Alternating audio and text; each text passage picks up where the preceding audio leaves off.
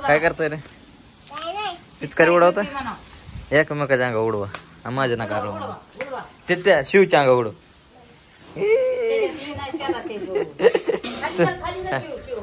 उड ते पाणी आहे ना दाबायचं नाही दाबा हे बघ कसं मारतोय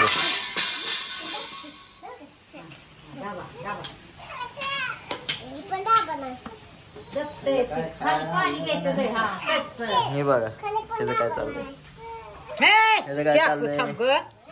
कशाला पाहिजे रे काय गावपणा करतो या